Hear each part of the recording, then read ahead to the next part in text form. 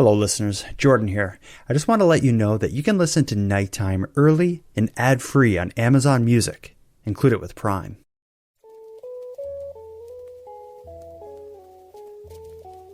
You are listening to Keep Canada Weird, a weekly weird news roundup by the Nighttime Podcast. Hello, listeners, and welcome to the weekly Keep Canada Weird discussion series. If you're new here, I'm Jordan, and in Keep Canada Weird, my pal Aaron Airport and I seek out and explore the offbeat Canadian news stories from the past week. In tonight's episode, which was recorded on the 30th of July 2024, Aaron and I investigate the armed robbery of a lemonade stand in Saskatoon. We take a stroll down the newly renamed Taylor Swift Street in Toronto. We dig for buried feces in the sands of Wasaga Beach. And we solve an enduring Keep Canada Weird mystery. So let's get into this. Handsome Aaron Airport. We have another episode in front of us, but before we start chipping away at that weird stone, let's talk about the week behind us. How have you been? Oh, I've been very good. Just plugging away at life here. Are you going to ask me what I'm drinking or? Yeah, let's move on to drinking. I'll tell you, I am drinking a nice cup of orange pico tea. Got a little milk in there and a bit of artificial sweetener. I'm ready to rock. What do you got? Ah, nice. I've got a No Boats on Sunday peach cider. And No Boats on Sunday, is that like an East Coast brand? It's a Nova Scotia brand. Yeah. Okay. Because we actually, when my kids were very little, we play a game called No Boats on Sunday. And that's when my kids would lay on the bed and I would stand on the bed. And I would, they would pretend they were boats, and I would kind of like not jump, but I just kind of rock up and down on the bed to make the bed shake. And I would say what day it was. I'd be like, "It's Monday, and the harbor's kind of calm, and it's Tuesday, and it's it's a little rainy, but the harbor's calm." And then I would build up and shake harder and harder until I was like, "It's Saturday, and all the boats have to leave." And then I would say, "Oh no, it's Sunday, and there's no boats on Sunday." And I would jump really hard up and down on the bed to try to knock them off. And that was a really fun game. It sounds really fun. So did you make up this game or? Yeah, I think, you know what? The game came to me almost in a vision. I was at the liquor store and I saw No Boats on Sunday. And then later that night, I was standing on the bed and the game just came to me. In a vision, in a religious experience. I saw my children just falling off the bed and me jumping wildly, and I went for it. Yeah. Well, you're teaching a very dangerous lesson to your children that it's okay to jump on beds. It could only end in trouble, right? Yeah, your children are going to both be criminals that will spend their life in and out of prison. Wow, that's you're calling forward to some interesting things that are going to happen in this episode. I got a lot of surprises for you tonight. Some good, some bad, some strange, all of them unexpected. But let's start with some listener voicemail, as we often do. I'm going to solve a mystery for you right here. Are you sitting down? Yes. Okay, good. You'll need to be. You remember how we ended the show last week? We had a strange anonymous voicemail that was, I don't know if they were on drugs or if they were taunting us with a song about Lincoln Logs. Mm-hmm. What do you remember about it? I remember Lincoln Logs, Jordan, won't you play with me? Lincoln Logs, Aaron, you're so nice or sweet or Something like that. Yeah, There's been a lot of speculation and discussion in the Keep Canada Weird Facebook about what this meant, what it could mean. Was it a weird, threatening message from the glove guy who's been out to get me since I did episodes about him? There was no definitive explanation for what that meant and if it had any relevance to past episodes of our show. But I just got a voicemail that you have to listen to, and we need to start the show with this. Buckle your seatbelt. Hey, Jordan. Hey, Aaron. It's Jeff here from the great state of Minnesota again. So I have a confession, and I don't know how to say it, so I guess I'll just sing it. Lincoln Logs, Jordan, will you play with me? You heard that right. I am the Lincoln Log guy. And the story behind it is I knew Aaron has been struggling so hard not to Google on air or, on the podcast. And I was like, if I come up with this outlandish song, I bet you anything I can get Aaron to Google. And I almost had him. It was so close. Maybe next time. Nah, I'm joking. So I called before, found you guys off of Morbid, and started listening to you, started binging old episodes, new episodes, all the episodes, and I got my business partner into it. And so last week, I was doing something on the floor, and we're both painters, and my business partner looks over and goes, "What are you doing? Playing with Lincoln Logs?" And so I was already listening to you, had you in my earbuds, and I came up with this outlandish song. And I was like, I gotta send this. I was like, this is the wackiest song they probably have ever heard, or it could be a new hit. I don't know. And so we sent it over as like a goof, and I didn't honestly think you'd put it on the air, but that was pretty sweet. So maybe this is the start of my singing career. I don't know. But I will find something, and somehow, somewhere, I will get Aaron to Google. It's there. He is itching. He wants to scratch that itch. So close. I almost got you, Aaron. Bye. Now that's a deep cut. That's Yeah. good. Yeah, that's from a voicemail and a number of months ago, I think. Yeah, geez, Jeff is all over it. Mhm. I see you as having these like this angel and demon on your shoulder. You have Pat from Peterborough like, don't do it. Don't reach for your keyboard. And you have Jeff like Lincoln Logs just making up nonsense and baiting Yeah. you. And you almost did it. You reached for I your know. My keyboard. muscle memory was just like, oh, Google. And then I stopped myself just in time, Pat, and I didn't Google, and I feel great that I didn't. And I am nervous that there are now members of the Keep Canada Weird Army that are trying to encourage me to do bad things. They're called bad actors. That's kind of what you describe people like that as. Bad actors like Jeff who are just out to take you down. And then you got the good people like me and Pat, and you are a good person, trying to keep everyone safe and responsible here on the show.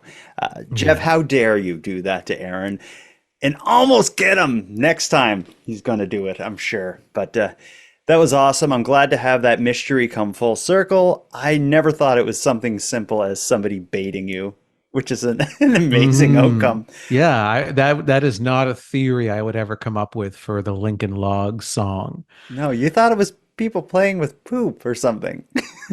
Well, because I've never played with Lincoln Logs, but I certainly have heard people refer to their poop as Lincoln Logs. Okay. Like, I got to go drop a Lincoln Log.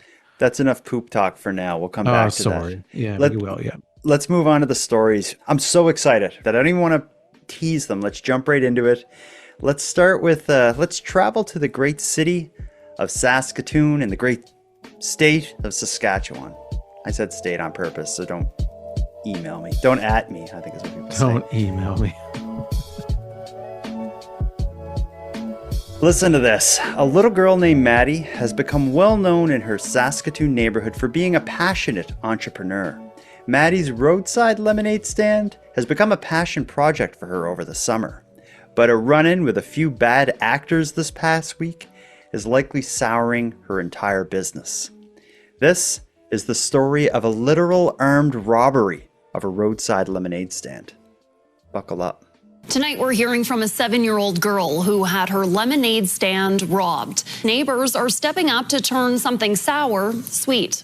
Lemonade, lemonade. It was a sour situation for 7-year-old Maddie. Police say 2 teenage boys robbed her lemonade stand on Monday. I thought that they weren't very good and I should just stay calm. Maddie has been selling lemonade in the community for weeks and recently saved up enough money to buy her own lemonade stand. She's always out here selling lemonade any chance I let her.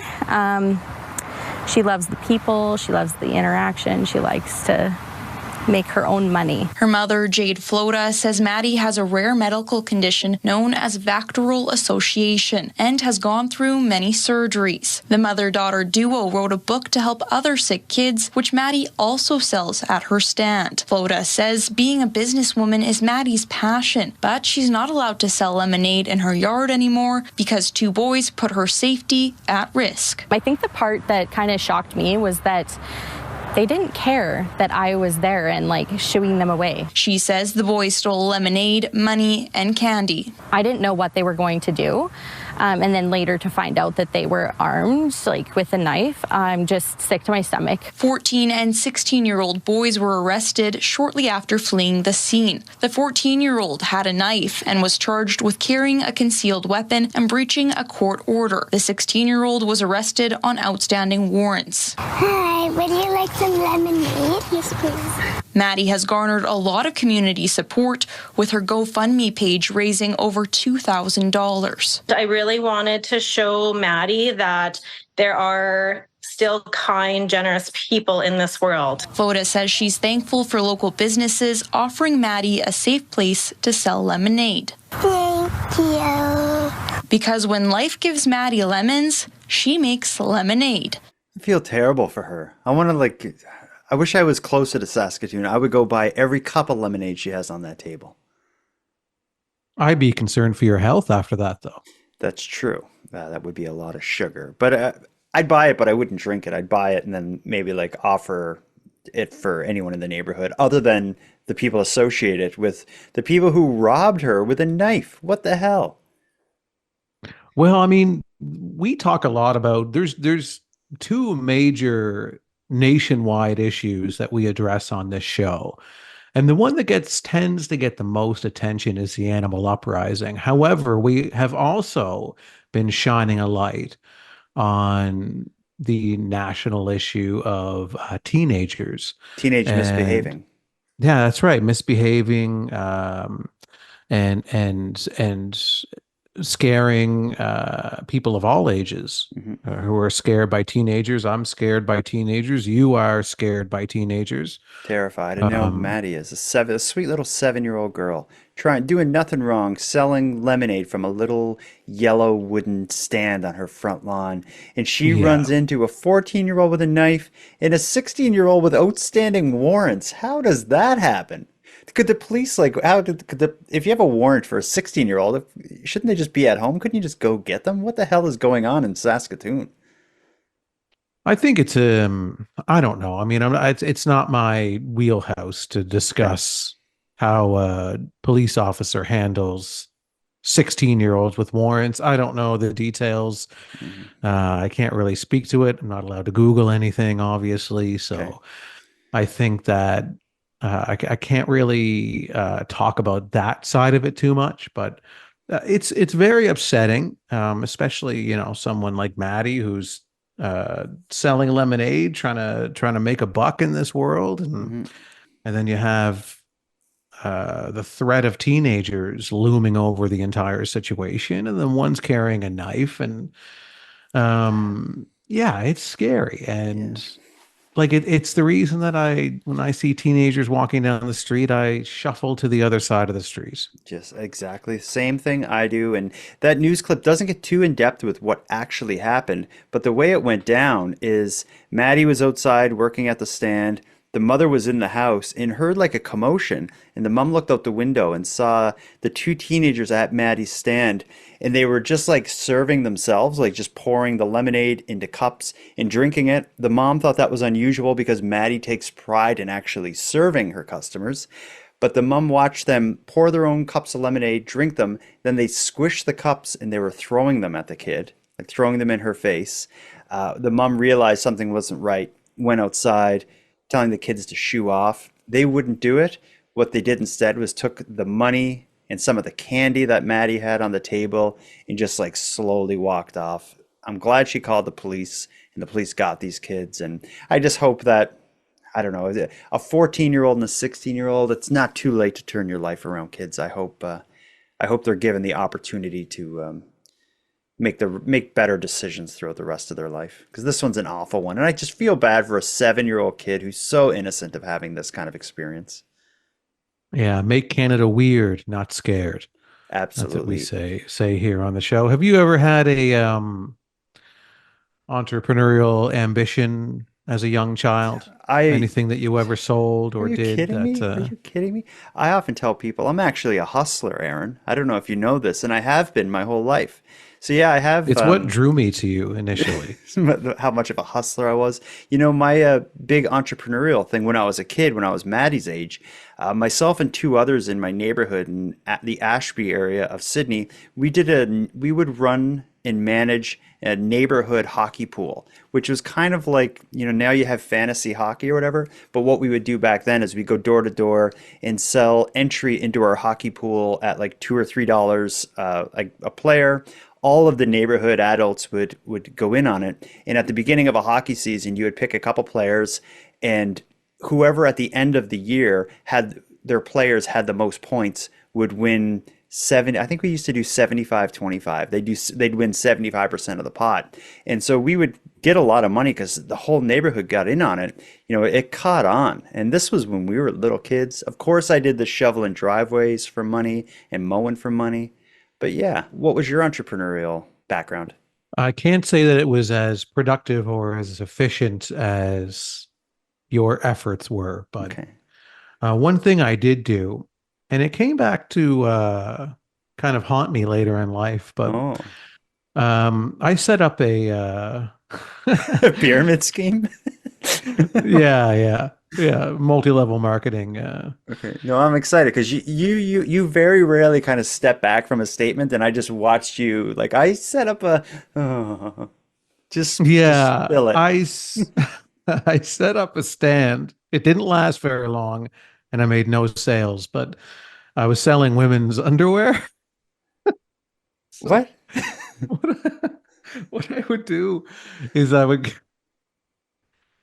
cut out all the women's underwear in the Sears catalog, and then I would place them little pictures of the underwear on the table, the little desk that I had, and I would sell them to people in the house. Or I tried to go out onto the street and do it, but I lived in a 4-lane highway, so it didn't last very long. I couldn't Okay. really.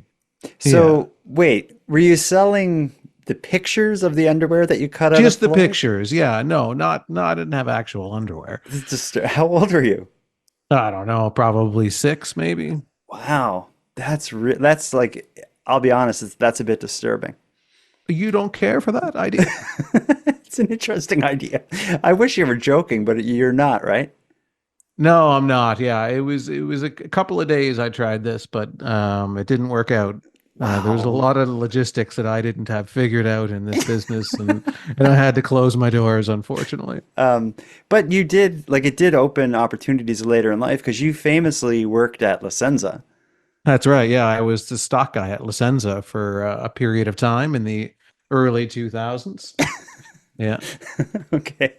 Wow. So, We're really getting to know a lot about you. mhm. Let's move on to something Less less disturbing, less or uncomfortable. okay. Let's I find it cute and innocent, but if you want to look at it in the lens of a pervert, then go right ahead. okay.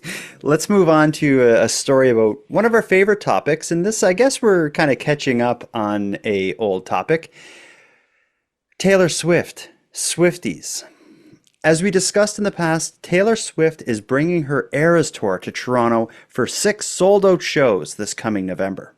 Now, the public is learning that not only the ticket holders are hoping to make the night special for Taylor, but a city council member proposed renaming a street, Toronto street, in Taylor's honor, and the motion was approved by a 21-1 vote. Here comes the story of Taylor Swift Way. Well, City Council has approved temporarily renaming a downtown route for Taylor Swift when she brings her Eras Tour to town later this year. Councillor Jennifer McKelvey put forward the motion, which calls for parts of John Street and Queen Street West to be renamed Taylor Swift Way during the month of November.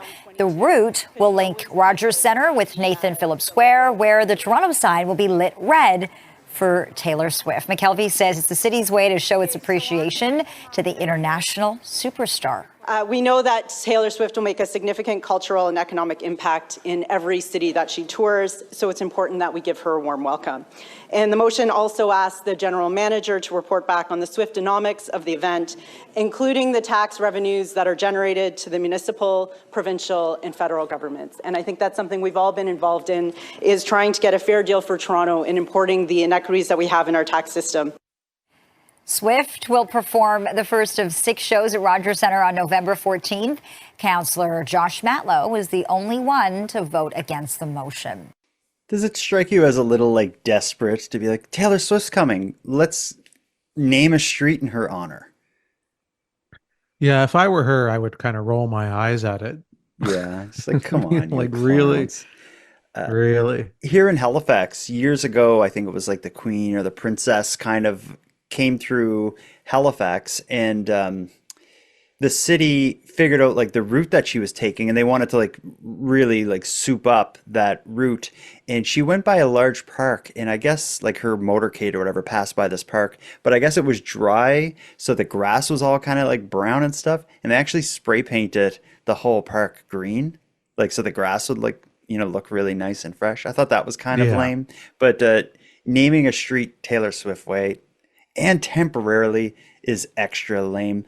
I want to talk a bit about the one vote against this motion, which has passed. The lone no was Councillor Josh Matlow. When asked about his vote, he told CP24 News why he voted no.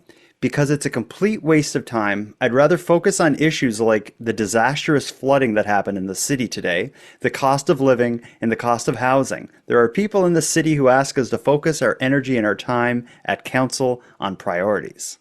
I think that's fair. That's fair, yeah. Yeah, I agree. So he doesn't really have a problem with the whole thing. He's just like, why are we doing this? And temporarily naming a street, that's kind of, what's the point? No one's going to use that name. No. So when they temporarily name a street, do they change the signs for as well? Or do they just say, oh, you know, Bonanza Boulevard is now Taylor Swift Terrace. Yeah, for this week. For this week. But we haven't changed the signs. We're just saying that it is. I bet you they'll change the sign just so people will they get probably pictures will. in front of it. But that's the only thing they'll do. Imagine. But it doesn't really mean anything unless they permanently change it. Yeah, like if you live on that street, you should have to talk to Canada Post, get everything fixed up, figured out, change your IDs. Yeah, imagine trying to order a pizza to your street when it's renamed to Taylor Swift Way, and then you're just like, oh, you say the old name, like I want a pizza to the 25 Prince Street, and like the guy at the pizza shop or the girl at the pizza shop, she's like a Swift, and they're like, that street doesn't exist, sir. Yeah, please, no fake addresses. Yeah, the whole thing is silly, but whatever. It's, you know, they referred to it in that article as Swiftonomics. There's no question that a ton of money is going to be coming to Toronto as a result of 6 sold out shows from this Eras tour. They probably could have had 15 shows and sold them all out. And, you know, so it's I get the interest in capitalizing on it, but I just think, you know, leave that to the like, businesses and stuff to do, not city council. If you're a coffee shop on a street that is temporarily named after Taylor Swift, you're going to have all of the Swifties showing up to your street to take photos, and they'll probably go into your businesses and buy your coffees and that's true, or your pictures of women's underwear. Could you imagine the controversy if it came out that like someone on city council's like kid owned a coffee shop right next to the, you know, the street sign on this block that's being renamed? That'd be a cool controversy. But no, I don't think it's that complicated. I think it's just a silly thing, but I thought we had to go there. If Taylor Swift's in the news, if cats are in the news, or when animals attack people and it makes it to the news, that's the kind of stuff we got no choice but to look at. That said, I just mentioned animals. Let's hear from a listener. This is Lauren from Cape Breton. She is a survivor of an animal uprising incident. She wants to tell us about it. Hello, Jordan and the handsome Aaron Airport. It's Lauren reporting from Sydney, Nova Scotia. First, I need to apologize if there's any banging or babbling in the background. I do have a 1.5-year-old who's toddling around me. But I needed to come on here to report something that just happened last night with respect to the animal uprising, as it's hit close to home, let's just say. So we put up a deer fence this year because last year the deer leveled our garden, ate every single plant. Yes. So we put up a deer fence, and everything has been fine and dandy. The plants have been growing excellent, and the deer have been frequenting the yard, but they hadn't made it into the garden, of course, because of the fence. Until last night, when the deer pulled off an Olympic stunt and jumped over the fence into the garden and ate almost every single plant that we had growing. So it's safe to say the animals are getting smarter, they're getting stronger, and more meticulous with their work. So everybody, be careful, watch your vegetable gardens, protect yourselves. This is a clear attack on the agriculture and our humanity. So yeah, that's all for me. Just wanted to share, especially after I saw the video you shared, Jordan, of you giving the deer an apple. It triggered me a little bit, I won't lie. So anyways, have a great day, guys. Take care. Love the show. I've never heard of a deer fence, Aaron. Have you? I have. It's just like a wire fence that you would put around your tulips so the deer don't eat them? Because that's what they get at my house. I have tulips that grow in my yard, and as soon as they start, the deer show up and chomp them. Yeah, well, it's obvious that one of the methods that the deer are using as their contribution to the animal uprising is to take away the human's food source. So that's become very apparent. And now even deer fences, they've figured out that they can jump over them. Damn it. And so now how are we to protect our food sources from the deer? We maybe higher fences, I guess. We'll have to build them higher now. It's going to be an arms race. We're going to build our fences higher. They're going to jump higher. And where does that end? Yeah, the deer are doing their squats in the forest right now, strengthening their... Yeah. They're like, our legs are getting so strong and the humans don't even know it.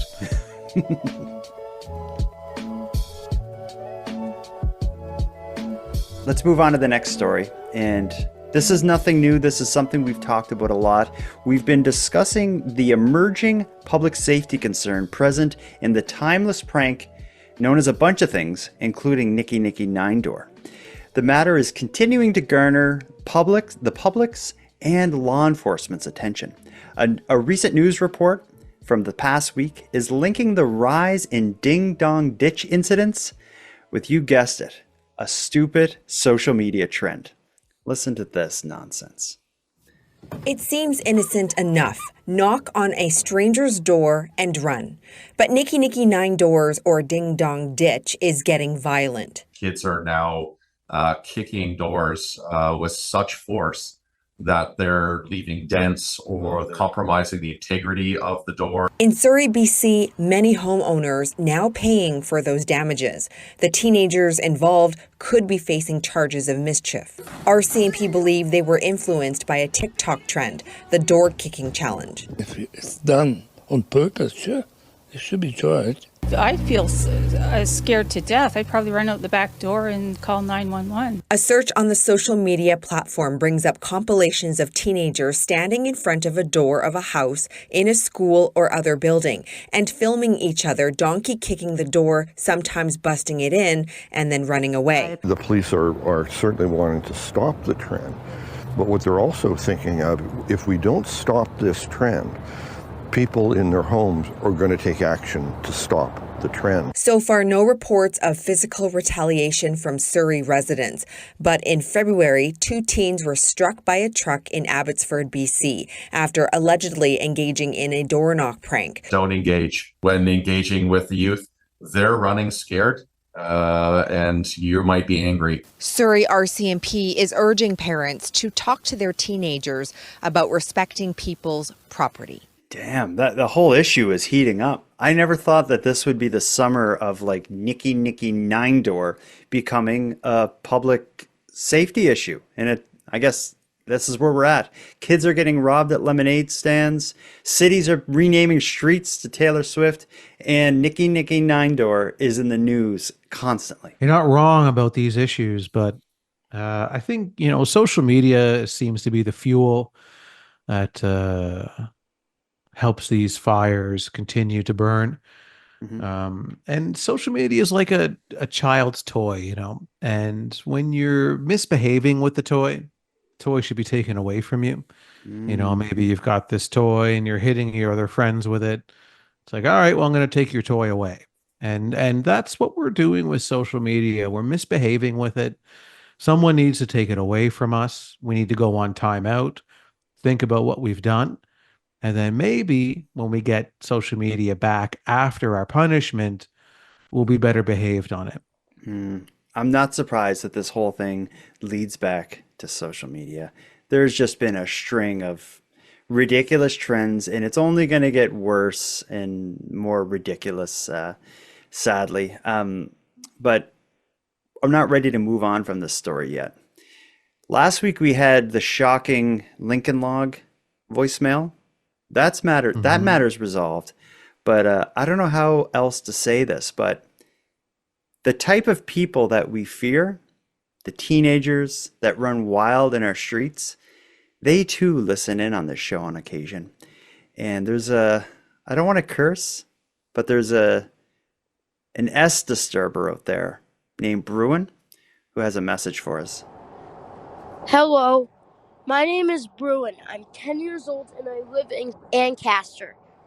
I love to do Nicky 9 door, but that's not what I call it. I call it knock and run, and I love to do it all the time. I hope I could be part of your Keep Canada Weird correspondent family. See you next time. Oh, man. That's almost as chilling as if we got a voicemail that was just like animals howling at the moon. It's almost like the CIA getting a phone call from Osama bin Laden. So, yeah, the call's coming from inside the house. Yeah. Well, let's talk about it. Do we accept Bruin? Is that a correspondent or is that a terrorist threat? I think we need Bruin on the show. Okay. We need to interview Bruin. We need to talk to him so that we can understand the issue. We've got an issue with young people who, as Bruin admits, loves, what does he call it? Knock and run? Yeah, I call it knock and run. He almost should have said like baby at the end. Here it is. But that's not what I call it. I call it knock and run. And I love to do it all the time. I hope all the time. I love to do it all the time. Of the time. He wakes up and he starts banging on doors and running. No time for breakfast. Got to knock and run. But yeah, it's like we're doing journalism here. I think we can talk to people with opposing views of our own. Yeah, I would sit down and I'd talk with Bruin and maybe get a sense of what drives someone to knock and run. Yeah. In order for us to really get to the root cause of this issue, we have to talk to somebody who knocks and runs and loves to do it and laughs in the face of authority. Damn, that was chilling. Let's move on, though. Our final story of the night is this next one stinks, and you'll see why when we get into the story. Wasaga Beach used to be known as the world's longest freshwater beach. However, disturbing allegations regarding how some beachgoers are using the beach may forever stink up the beach's reputation. Many people are of the belief that people are pooping on the beach, and they're doing it in tents to avoid detection. Here's the story.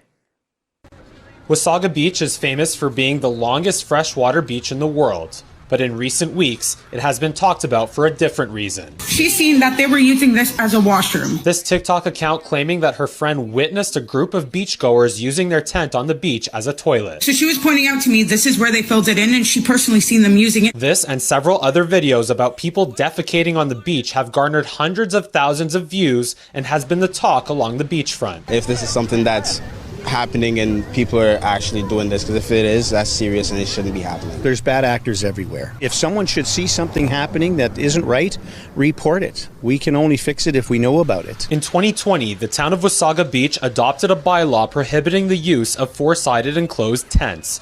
But the town does not have jurisdiction on the beach itself as it is a provincial park. In a statement to CTV News, the province did not address whether there has been any defecating on the beach, just that their staff have not observed it. The statement in part reads, staff at Wasaga Beach Provincial Park as well as staff at other Ontario parks have not observed this behavior during the regular patrols of the beachfront or in response to any complaints. Park staff continue to investigate and address complaints from visitors. We encourage park visitors to contact the park office if they observe visitors misusing the park. The province does say if anyone is caught, they will be subject to legal action, including a fine. We will be working with the province in order to make sure that the provincial park, which people need to understand is the beachfront in Wasaga Beach, is maintained, is clean and is safe. Mayor Smith says he'll make a motion on Monday calling on the province to ban tents on the beach and improve the way it is maintained and patrolled. So I don't know where to begin with this one. Other than this story, of course we got to talk about it on this show. This is a weird news story, but is it even real? Like, it seems like the city, in the statements we hear there, they claim they have investigated, but they haven't found any signs of this actually happening. Yet if you go online, people are talking about this all over the place as if it's like, I won't even take my kids to that beach anymore. You would think if it was that prevalent and that much of a problem, they would have been able to find something. Yeah, I mean, how would they find something, I guess? I don't know. I mean, do you patrol the beaches 24/7? And if it's happening in an enclosed tent, how do you know until after the fact, I guess? I don't know. But think about this, though. Why would someone bring a tent to do that? Like, if you're going to take it to do that, I guess, if you're going to. So you're going to go to the beach and say, I'm going to go to the beach today, but in case I need to defecate, I'm going to bring my tents and use it as an outhouse, have a tent there and dig a hole underneath it and use it as an outhouse. Is that the implication, or is that the allegation that this is happening? I guess that's the allegation. It seems like a lot of trouble to go through for something that might only happen once in a blue moon, when you're at the beach and you have to go so bad that you can't pack up your things, either get to an outhouse or pack up your things and go to the nearest restaurant or facilities. I see some beaches don't have facilities at all. This is a bit different, though. Wasaga Beach, the beach isn't like this, as far as I know. It's not this isolated place that you drive through. I think the beach is just there. There should be bathrooms and services, because it's there should be. Wasaga Beach is famous for this beach, so it wouldn't be there would be services there. You shouldn't need I would to assume there bring is, tents to. And people are pointing the finger at the four-sided structures. So there's already a bylaw to prevent the use of four-sided enclosed structures like tents on the beach. The allegation. Do we know why that was already in place? What was That's a good what was the question. other issue that? Because they said beach officials were having with four-sided structures. The only thing I could think of, so this happened in 2020. The only thing I could think of is maybe it was a backhanded way to prevent people from setting up a tent encampment on the beach or something. Because this, I don't know why else. Why else would you do that in the year 2020? Yeah. to then pass Yeah. the bylaw. But it sounds like many bylaws, it's not being enforced. So now it's like they're probably going to start enforcing that bylaw with the belief that, if you have a three-sided structure, you're not going to be is ruthless enough to defecate in there, and that'll solve this problem. I think we'd be remiss to not mention that a lot of the discussion that's happening online is pointing the finger at a specific ethnicity as being the ones responsible. So there are some very ugly undertones to this whole story that news article didn't even touch on. Yeah, and we should stress too that there's no evidence that we've seen that any particular group of people are doing this. So it's not there's no evidence of that. So it should be stated for the record. I Mhm. would just like to say that it doesn't matter who you are. Defecating on the beach is not a good idea. But Yeah. let's ask a question though. Mhm. Because there are beaches without facilities.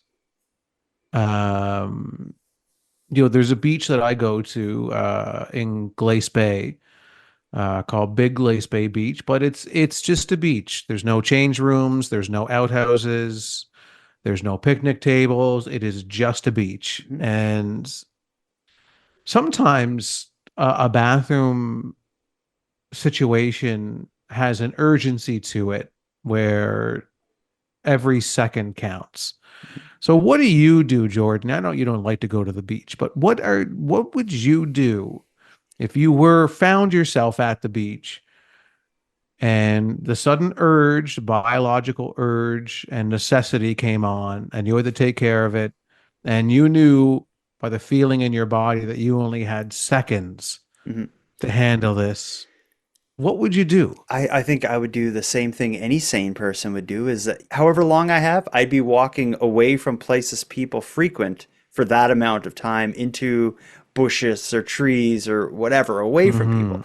Mhm. Just like any normal person. I think the idea that Yeah. to do it right on the beach, come on. If that Yeah. is actually happening, If it is actually happening, yeah, that's then the it's thing. We don't morally have any wrong. evidence that it is. If it So, is, it's morally wrong what's happening there. I agree. I agree. And I think it's the obvious answer. I would just walk away from where people would be. yeah, I love the beach. I was at the beach yesterday. I'm going to the beach tomorrow. I spend a lot of time in the summer at the beach, and I very much care for the beach and the cleanliness and the safety and all of Mhm. the things. So, if anybody is considering a premeditated poop on the beach, change your mind. Don't do Yeah.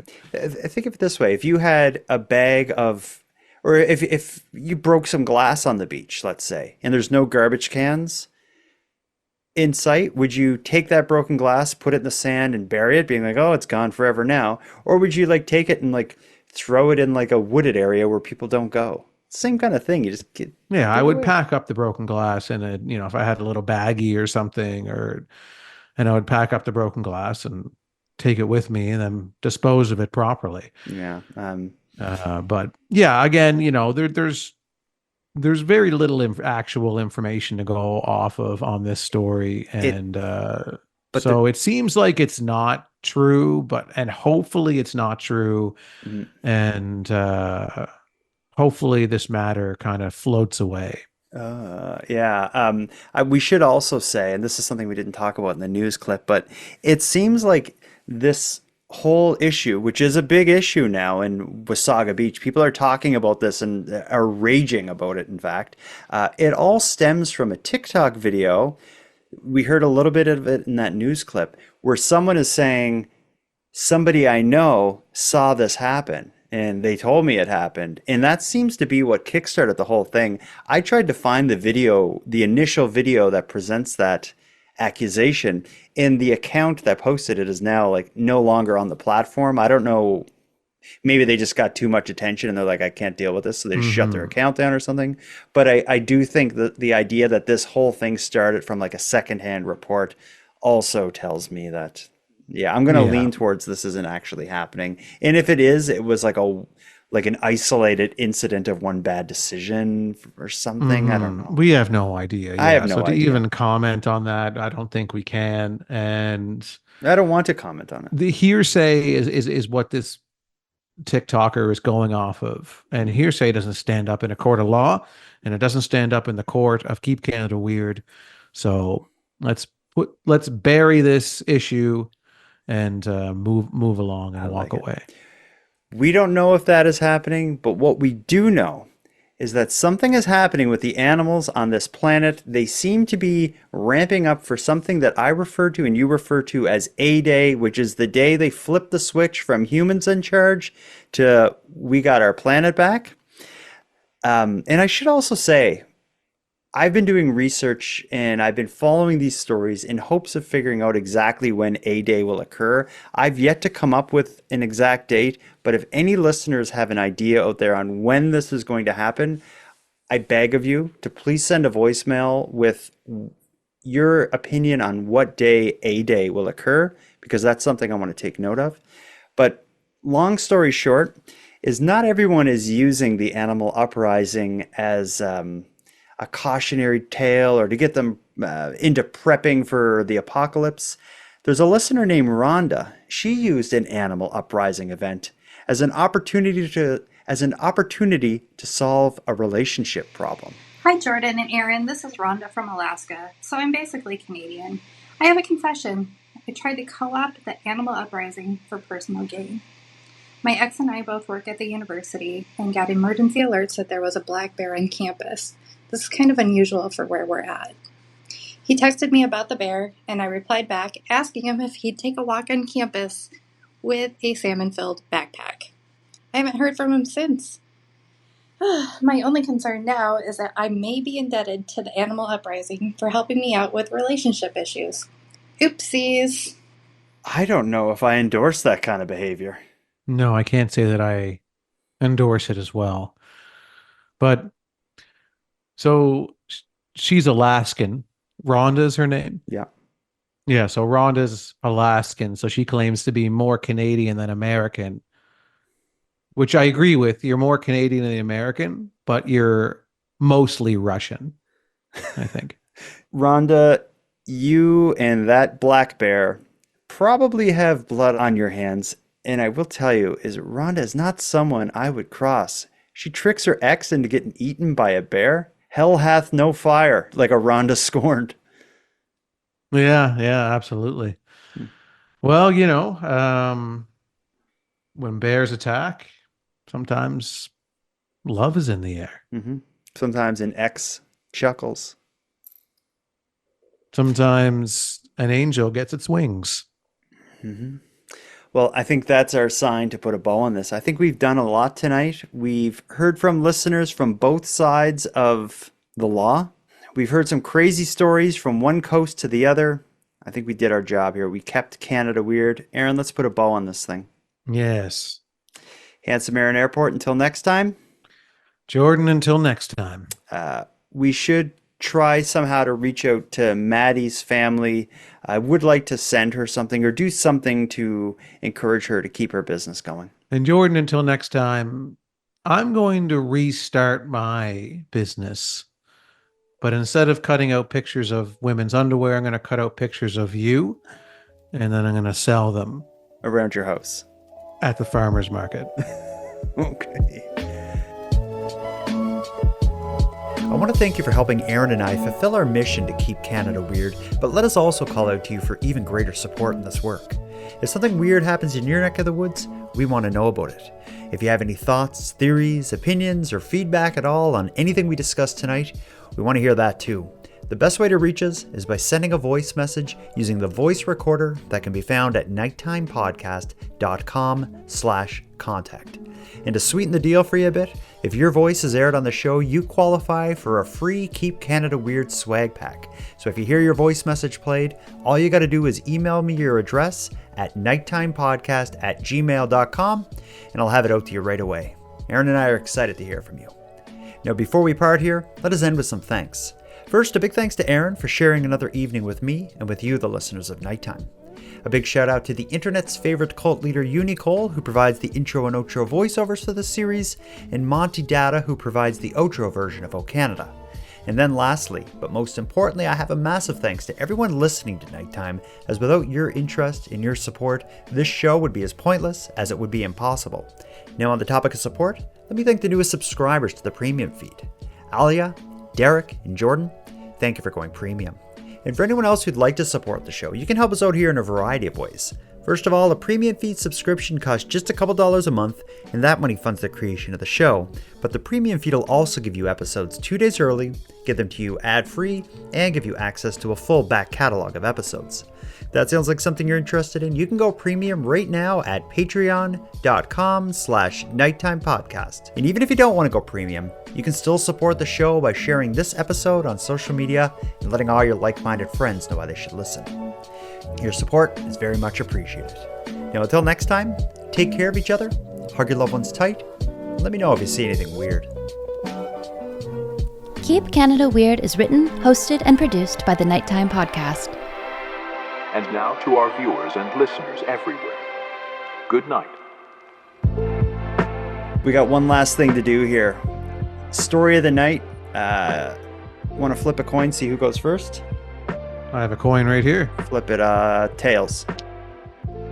Tails. Okay. So we're thinking about the Wasaga Beach poop, Taylor Swift Way in Toronto, the lemonade stand robbery. Oh yes, and the Nicky 9-door revelations. I think we could also consider the Lincoln Log revelation as a story. Mm-hmm. My money for the story of the night is on Jeff's Lincoln Log revelation. What I liked about that is that it was baiting you, and he did a great job of doing it. He got oh so close. It was creative. It made reference to like past things we discussed on the show. That was the moment of the show. If you don't consider that a story, I'm going to have to go with Taylor Swift Way in Toronto.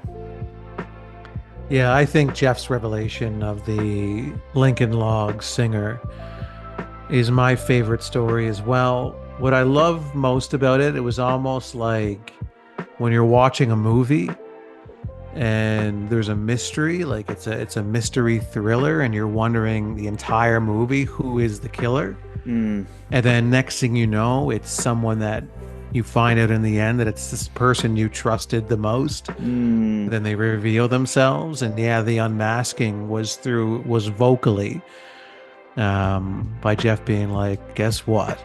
Lincoln Logs, Lincoln Logs, Jordan, won't you play with me? And we sat on it for a week. Oh, that was good. Masterclass in trolling the podcast, Jeff. Thank you. Yeah. But also never call back again. No.